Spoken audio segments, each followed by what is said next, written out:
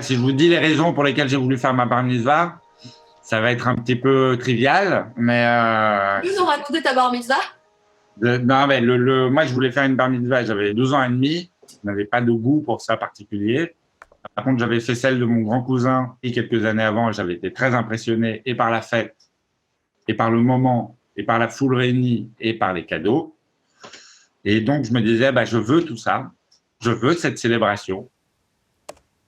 Je suis parti en Israël la faire avec mon cousin Eli, qui a le même âge que moi et dont je suis très proche. Ça, par contre, ça avait du sens. J'étais très content de le faire avec lui. C'est comme mon frère, donc voilà. Et j'ai pas regretté d'ailleurs, parce que c'était génial. Juste, j'ai eu des cadeaux de merde. Alors, je pensais avoir des chaînes IFI, des montres et des trucs. Ils vont faire des livres de prière illustrés avec des petits animaux et des petits machins. Une serviette à scratch pour se changer sur la plage, pour enlever son maillot de bain, sans gêner la foule alentour. Un maillot de l'équipe d'Israël, parce qu'on perd pas le nord. Et voilà, les gens ne me connaissaient pas vraiment. Enfin, c'était un peu étrange. C'était une fête avec d'autres gens, quoi.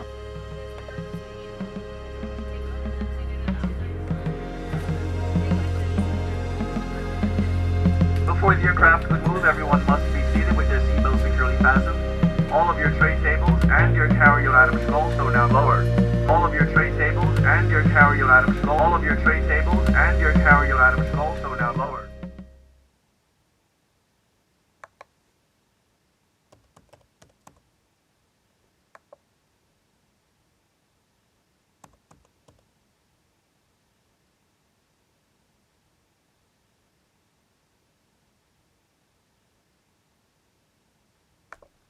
Les rituels, il y a le moment où tu lis, du coup, Tu commences la matinée, tu fais une matinée à la synagogue où tu lis en présence des invités, de tout le monde. Hein. Je lis le texte, où là, mon grand-père donc, me drivait complètement.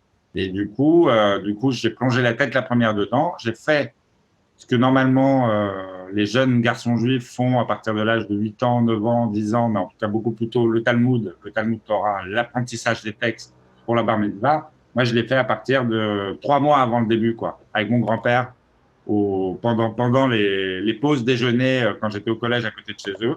Donc, il m'apprenait le truc en phonétique et j'étais à peu près prêt. J'étais à côté de lui. Je connaissais le truc par cœur en phonétique. Et des fois, j'allais trop loin dans les champs où je ne disais pas au bon moment. Il m'arrêtait, il me serrait la main comme ça. Il m'arrêtait, il me relançait en me resserrant la main. Puis il m'arrêtait en me resserrant la main. Avec mon cousin connaissait tout par cœur parce qu'il était né dedans. Il avait baigné dedans toute sa vie. Donc, je faisais rire ses copains. Et donc, on avançait quand même sur un truc un peu fake.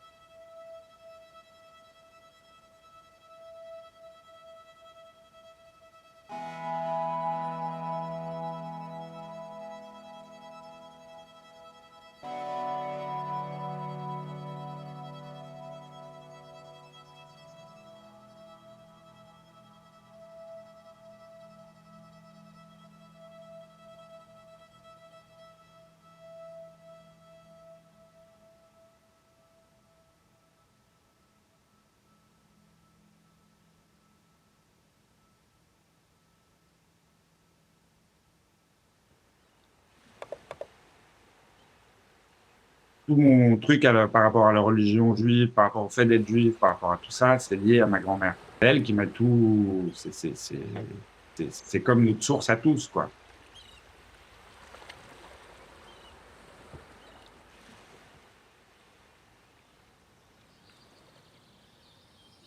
Ma grand-mère vivait dans le désert de l'Atlas marocain. Et c'était des familles assez respectées, assez riches, de sommités religieuses diverses, et dont la principale lumière était Baba Saleh, le grand-oncle de ma grand-mère, qui organisait un peu la vie du clan. Et c'est lui qui a, entre guillemets, marié ma grand-mère et mon grand-père.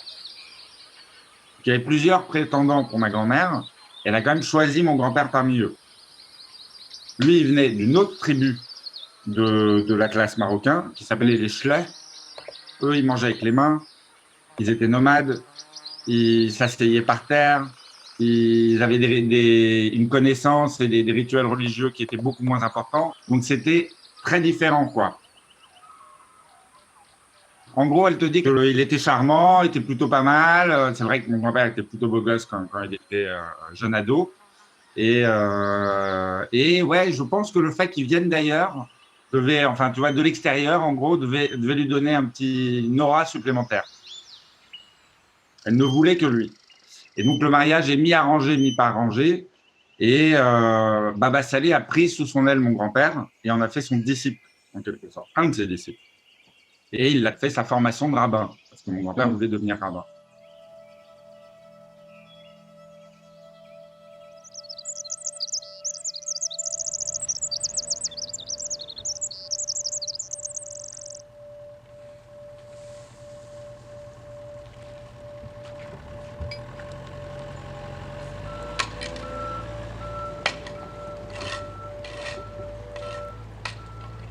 Le signal de l'approche de Pessah, c'était le grand ménage que faisait ma grand-mère et l'élimination de chaque miette de pain. Parce que s'il restait une miette de pain, c'est péché. Pour elle, c'était un des climax de l'année, quoi. C'est une semaine où tu ne manges donc que de la mazzotte. Sauf que si tu voyais ma grand-mère, justement, elle mangeait quasiment toute l'année de la mazzotte. Et elle en achetait de toutes sortes. Donc il y avait mazzotte chocolat, la grosse mazzotte à l'orange que tu plonges dans le café et qui est une espèce de gros biscuit bien sableux, bien épais. Mais moi, celle-là, je l'aime beaucoup. Et tu avais des mazzottes avec des farines un peu différentes, des trucs. Donc tu avais différentes sortes et différents machins. Un genre de crackers particulièrement fadasse, quand même, faut bien le dire, qui est juste un tout petit peu grillé, tu vois, qui est censé être fait au feu, donc elle en faisait elle-même, et elle en achetait beaucoup. Elle se faisait toujours des grosses réserves.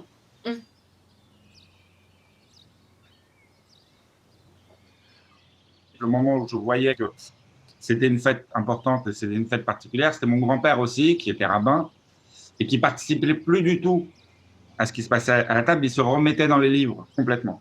Et tu pouvais pas le décrocher de ça, quoi. C'était pour lui, c'était un long flux de prière.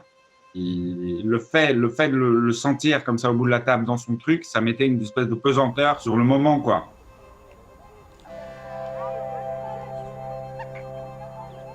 Pour lui, c'est important. Tu mesures au bout d'un moment, tu comprends que pour lui, c'est très important. Quand il te met des coups de pression aussi parce que tu fais quelque chose de mal, il savait mettre des coups de pression. Tu mesures aussi à quel point c'était important.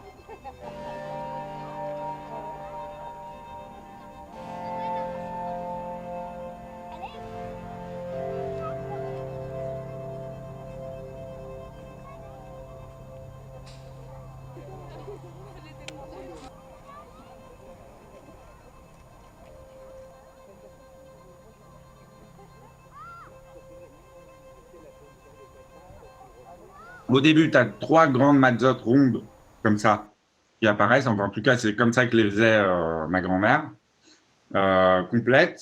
La prière a lieu. Donc, le rabbin, ou celui qui est en charge de la prière, après, c'était mon père, du coup, quand mon grand-père, voilà, continue la prière, tout le monde chante, et puis on passe le plateau au-dessus des têtes de chacun. Toi, tu es assis. Et il est très important de baisser la tête bien en dessous du plateau, au centre de la table, et lui, il fait le tour comme ça, en continuant à chanter. Et le moment où il casse la mazzotte en deux, il l'enroule dans un tissu blanc, et il part dans l'appartement, ce qui était improbable de le voir faire ça, parce que c'était pas franchement quelqu'un de ludique dans l'ensemble. Et il allait la planquer quelque part, quasiment toujours dans les 5 mêmes cachettes. Et on était censé aller la chercher, la ramener, pour clore le truc, quoi. Mais voilà, j'imagine qu'il y a plein de variations, tu vois. Je suis pas certain, encore une fois, dans une famille ashkénaze, je pense pas qu'il y ait ça. Parce que tous les rituels venaient du Maroc dans ma famille. Bon, ben, ça, malheureusement, ça fait quelques temps qu'on a arrêté de le faire et tout ça, parce que mon grand-père est décédé, que c'était lui le rabbin, machin. Mais on a quand même continué à faire Pessah en famille avec ma grand-mère et à respecter plus ou moins les rituels. Et les enfants, c'est-à-dire mon père et ses sœurs, bien qu'ils n'aient jamais été religieux, ils ont toujours eu une espèce de sensibilité quand même qui est restée pour ces moments-là, quoi. Il y avait une espèce de déférence par rapport à tout ça. C'était solennel, étrangement solennel, quoi. Pour eux, en tout cas, ça allait rester, ça l'est toujours. Comme le fait de venir à Shabbat tous les vendredis. C'est important que tu restes juif, quoi, même si tu ne l'es pas vraiment, dans le fond.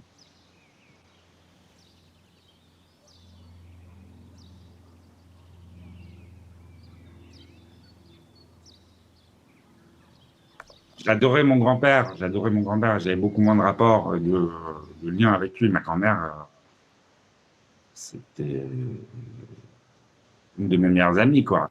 Quelqu'un qui je pouvais vraiment parler de tout.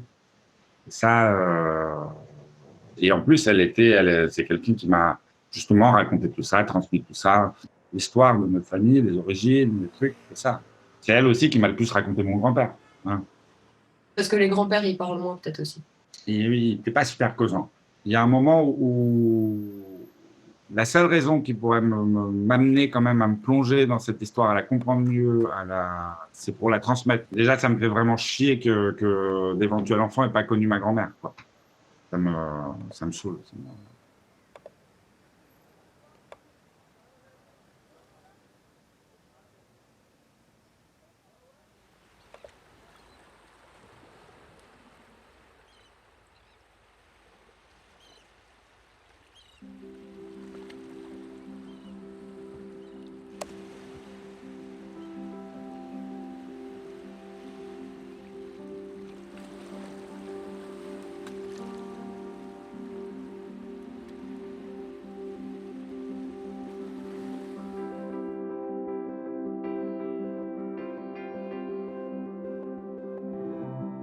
Maintenant, là, on est tous dans le premier Pessar sans notre grand-mère. Et en fait, tout l'enjeu sur le groupe WhatsApp, c'est de trouver comment fabriquer la matzot. C'est presque un truc de deuil qui se fait pour chacun. Mais tant qu'elles ne savent pas faire la matzot, elles cherchent des façons de le faire, elles cherchent à reconstituer le truc d'une façon ou d'une autre. Et je pense que c'est particulièrement important cette année.